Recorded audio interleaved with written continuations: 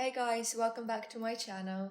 I pretend to be a fashion YouTuber and I hope that you're all doing great because today we have my favorite type of content and it's errand. And generally, I do not talk about fast fashion on this channel. I do wear some of the basic pieces from mass market retailers, but I usually don't mention them or I don't tag them on my Instagram photos just to not support because as rarely as I buy from them, I do still buy, but I do not want to support them in any way. I do not want to support fast fashion industry in any possible way. So today is one of those rare days when we do talk about fast fashion and specifically about very loud fast fashion brands. And if you do have access to the internet, which you obviously do if you are watching this video, you are probably being haunted by SHEIN, a Chinese-based fast fashion company. And they gained its most traction during 2020 pandemic, mainly because it's very pervasive marketing techniques. But what is surprising is that in 2020 SHEIN became a leading shopping app in the US, making in total about $10 billion. $10 billion, it's ridiculous. And to begin with, I want to state a small disclaimer. In this video, I am by no means shaming people who do shop at SHEIN responsibly. And I have no idea about the quality of their clothes. I personally have no experience of interacting with the clothes, of having ordering from their website, so I cannot tell you anything about that. However, if you're an influencer that does those humongous hauls on TikTok spending $3, $5, $8,000 on their clothes, I do despise you with my whole heart and I do wish you all the worst, because promoting overconsumption in 2021 is pathetic.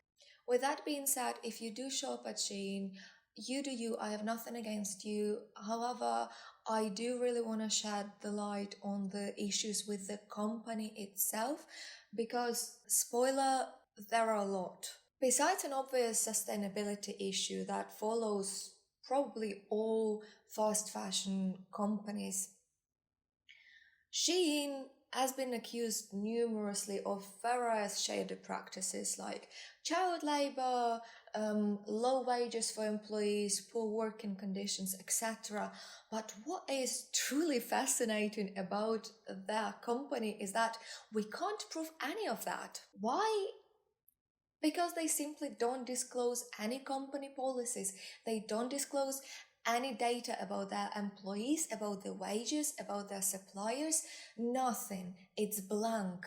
According to 2021 Transparency Index, they are one of the least transparent companies, having refused to cooperate with the research and having no public policies available. Also, let's not forget that they failed to disclose their working conditions to the UK government, and also they faked some of their certifications on the website. So we basically know nothing about SHEIN, about its practices and its policies, which indeed is very suspicious, because if a company is hiding something, there is 100% always something to hide. But as long as we cannot prove it, it would be unfair and illegal to spread misinformation about them. So I'm going to talk about the issue that we can all see very well, and that's SHEIN's unapologetic love to steal. And SHEIN messed up plenty of times with the items that they post on their website, and my favorite ones being selling an iPhone case with an image of a handcuffed black person. And by the way, the artwork for that iPhone case was also stolen from a French artist called Jean Julien, or swastika, or selling Muslim prayer mat as a decorative rug. And all these problems come directly from the exhausting, unsustainable business model of SHEIN. At the moment, the website features tens of thousands of designs, and about 1,000 designs is added daily. And considering the fact that you can buy a top for $5, a dress for under $10, we can imagine how little money can be spent on actual production of the clothing. And considering the fact that they add 1,000 designs daily, probably they will need an army of designers to satisfy such a vast demand, right? Well, no. Just think logically, why would you waste money on paying someone for their designs if you can just simply steal? The list of designers who suffered from SHEIN's theft is exhausting. And the ones that I'll show you now is just a small portion of those people. But oh God, how blatant is the theft? How absolutely unapologetically they do it. And they never comment on the situation. And the worst thing that they mainly rip off small designers. For instance, here they stolen from a small business owner an underwear design, jewelry design from a small Etsy store, artwork for the phone cases, stealing a dress design from a black designer, and also a design of handmade sweater. At least, you know what? SHEIN does genuinely stand for equality because they rip off from any kind of brand. They rip off from Chanel, they rip off from small independent designers, from black, Asian, white. They don't care. At least they don't discriminate.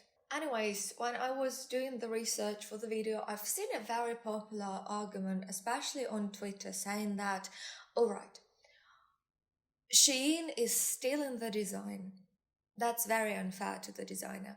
But when I find a design on SHEIN and then I want to buy it off the actual designer, the price tag unfortunately happens to be quadruple the price, which obviously for a person with minimum wage is very expensive to pay. For example, that knitted sweater costs about £250 or £300. And the argument is basically to stop shaming people for being poor because they cannot afford the designer clothes that doesn't come from SHEIN's ripoff. And it all goes back to the disclaimer that I mentioned, that such discussions are in no way targeted at people who responsibly shop at fast fashion brands, but to hold a company accountable for its straight-up criminal practices. And viewing the issue from economic standpoint, such gigantic capitalist machines as SHEIN succeed mainly through cutting the cost of their production. But unfortunately, although they are responsible for the livelihoods of thousands of people, of their employees, they opt for minimizing the cost through decreasing the wages for their employees, through shady environmental practices and other practices so embarrassing that they fear to disclose them to the public. Yes, after all, we might be able to buy a $5 top that might even look good on us without any harm, any toll for our budget. But the truth is that the companies like SHEIN, they do not provide the solution for the poor. They cultivate the poverty and they thrive off of it. Because if everyone was paid fairly, then we would be paid fairly and we would be able to afford those fairly priced ethical clothes. But fair trade and transparency is definitely not the way SHEIN decides to utilize to mend its public image. Instead, they just sprinkle into consumers' eyes a fashion design contest where 30 up-and-coming fashion designers are competing for a $100,000 prize, which, yes, for a beginning fashion designer, it's huge amount of money. Plus, they get to have their own collection, own fashion show in LA, I guess, and obviously sell their clothes and work closely with SHEIN. But let's take a closer look at this whole situation, because it does seem like just a cruel paradox, considering the fact that daily SHEIN is ripping off about dozens, if not hundreds, of independent small designers. So, given 100 and probably giving some exposure to those 30 designers who end up competing, does not sound like enough. And obviously, I'm not the only person who noticed this hell of a paradox in this whole situation. And particularly the judges, obviously, SHEIN, they face backlash all the time. Whatever they do, it has backlash from the consumers or activists or whatever. But the judges that are going to judge the contest, they got a pretty harsh wave of backlash. And the set of judges for the show is very confusing to me personally, because we have such random people there as Khloe Kardashian, who has nothing to do with fashion at all, and Jenna Lyons, who is very dubious fashion designer, converted to TV star, and now she's doing eyelashes. Very confusing persona. Then go into a very commercial, and then go into very commercial designer Cristiano Siriano, which I guess it's fair within the whole SHEIN's framework. And then to the director of InStyle, and then to an absolute king of monochromatic red carpet looks, Law Roach. One of his most famous looks is the one that we were obsessing recently, Anya Taylor-Joy's custom Dior moment for Golden Globes 2021, and absolutely stunning Balenciaga, full red Balenciaga look for Priyanka Chopra. And like, how did these all people end up together? How? How were they assembled? Why Khloe Kardashian? I am so confused. And while some of the judges, particularly the more commercial ones, really struggle to deal with backlash and really struggle to take criticism, like Cristiano Siriano and Jenna Lyons, they disabled comments and or cleaned the comments in different cases, which is wrong if such situation happens. And you have to hold first for yourself accountable for your actions and know and understand why you're doing that. We all know why they do it. They do it for a good amount of cash. But for example, Law Roach, he gave a very comprehensive explanation of why he is doing what he is doing, because he sees it as an opportunity to change and just let the up-and-coming designers shine, which is very easy explanation to give. I don't know why Jenna and Cristiano struggled with it so much. Anyway, SHEIN does genuinely try to blow the dust into the public's eye by starting their SHEIN X line, where they collaborate with the new designers and they share the profit with them. So basically they sell the designs and the designer receives some sort of profit from it. And they started with 7 designers, then 50, then 200, and next year they're planning to collaborate with 3,000 designers, which is obviously not enough to provide 1,000 new designs every day. Someone has to be designing them, right? Or stealing. And also the portion of sales that designer receives from collaborating with SHEIN is undisclosed. But if we think about the prices, for instance, like let's say maximum $20 per dress, we can imagine that the margin, the profit margin that goes to the designer is just minuscule, and I don't think it will be enough even to start their own fashion brand, never mind to have some sort of financial security to pursue their fashion career. Although, funny enough, SHEIN stated that in the time between January and August, 8 months, right, they paid $1 million in commission to the designers. Now, let's calculate 10 billion in sales, 10 billion in sales, and 1 million out of this 10 billion is paid in commission to designers.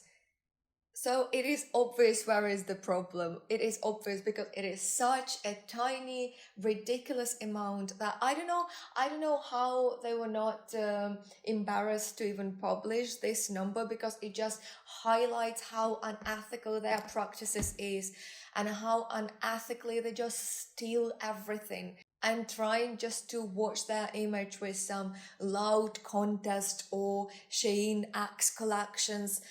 And there was a very fair point actually in Business of Fashion article about the fact that if a designer collaborates with SHEIN and, for instance, uses a discount code to purchase an item, let's say top for $6, then this customer will not be willing to pay full amount on, let's say, this designer's website. Thus, designer itself is just dumping its own value and its own sales in the future by collaborating with SHEIN.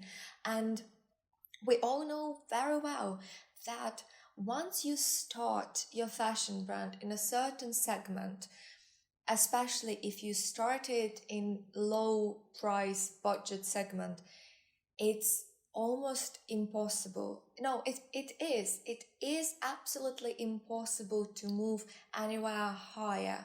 So imagine if you start your brand through collaboration with SHEIN. This image will be forever haunting you. You will forever be known as SHEIN protege. Thus, you will be forever associated with the fast fashion and cheap prices and unethical practices, which I think is absolutely horrendous condition to start your fashion brand. And after all, in my personal opinion, I do think that SHEIN's designer program is just genuine waste of talent. And I've been seeing online again this Business of Fashion article asking whether there is a chance for SHEIN to redeem themselves. And in my personal opinion, I think no, just because there's been already so much damage done and they are absolutely unable to sustain any sort of dialogue to discuss the issues and work on mending them.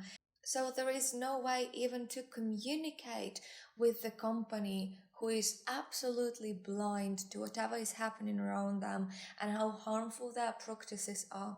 And I would really love to hear your opinions on whether there is still a chance for SHEIN to redeem themselves or it's a lost cause. You can discuss that in a comment section down below, and I hope you enjoyed this video. If you did, you can like, share with your friends or on your socials, and also don't forget to follow me on Instagram. There is a lot of cool content there. And see you in the next video. Bye.